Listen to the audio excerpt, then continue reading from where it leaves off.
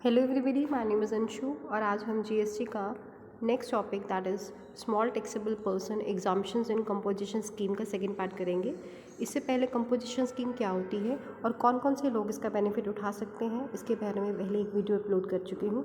इसको देखने से पहले अगर आप वो वीडियो पहले देख लेंगे तो आप अच्छे से इस वीडियो को समझ पाएंगे। तो आइए स्टार्ट करते हैं।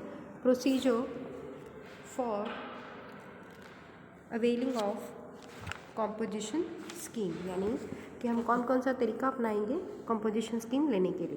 पहला है इंटीमेशन फॉर कंपोजिशन, यानी हमको इंटीमेट करना पड़ेगा कि हम ये स्कीम लेना चाहते हैं। पहले पॉइंट में लिखा है in case of person migrating from existing law to GST law.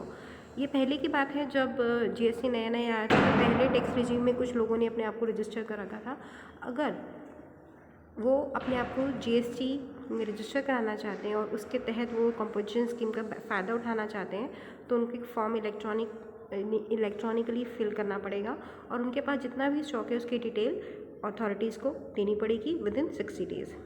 Next है in case of fresh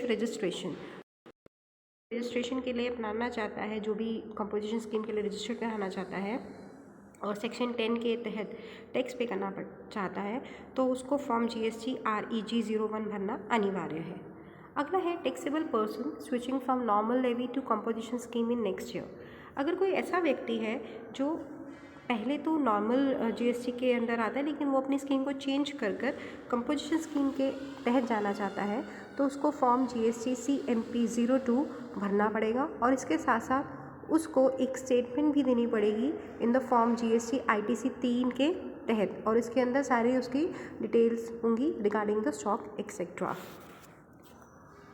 effective date for composition levy, यानी कि ये कब से कंपोजिशन की जो डेट है वो कब से लेवी होगी।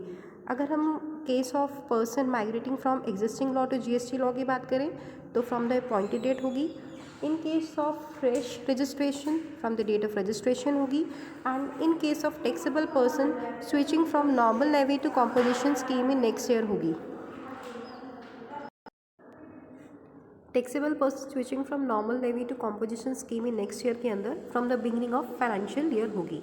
आइए अब समझते हैं वैलिडिटी ऑफ कंपोजिशन लेवी, यानी जो स्कीम है कब तक वैलिड रह सकती है। ये लाइफ टाइम भी वैलिड रह सकती है और जब भी आप कोई भी नॉर्म्स की अवहेलना करते हैं, प्रोविजंस की अवहेलना करते हैं, तब आपसे ये स्कीम विड्रॉ कर दी जा सकती है। नेक्स्ट है withdrawal from composition scheme. Withdrawal यानी कि आपसे स्कीम वापस कब ली जाएगी। ये तभी वापस ली जाएगी जब आपने किसी एक भी नॉर्म की अवहेलना की है या आपकी जो टर्नओवर है, जो लिमिट डिफाइन की हुई थी 1.5 करोड़ से उससे ज़्यादा एक्सीड हो जाती है, तो उसी दिन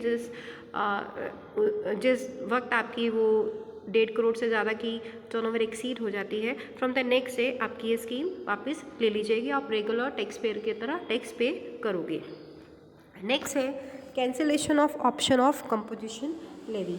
जब प्रॉपर ऑफिसर के पास रीजंस होगा कि रजिस्टर्ड पर्सन है, he is not eligible to pay tax under section 10 या उसने किन्हीं भी प्रोविजंस का कॉन्ट्रावेंशन किया है, अवहेलना की है, तो वो उसको एक नोटिस भेजेगा और 15 दिन के अंदर उस नोटिस का जवाब उसको देना पड़ेगा कि उसको ये कंपोजिशन स्कीम से डिनाई क्यों नहीं किया जाए।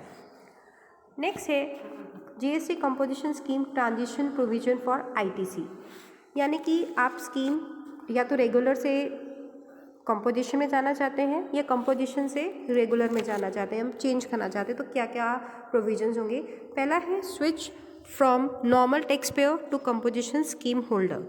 आप अगर नॉर्मल टैक्स पेयर से कंपोजिशन स्कीम के तहत आना चाहते हैं तो आपको पता है कि आपको ITC का बेनिफिट नहीं मिलेगा।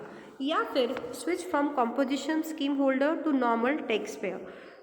जब कोई व्यक्ति नॉर्मल कंपोजिशन स्कीम से करंट रिजीम, यानी कि जो एक रेगुलर हमारा रजिस्ट्रेशन होता है उसके तहत देना पड़ता है, तो यहाँ पर उसको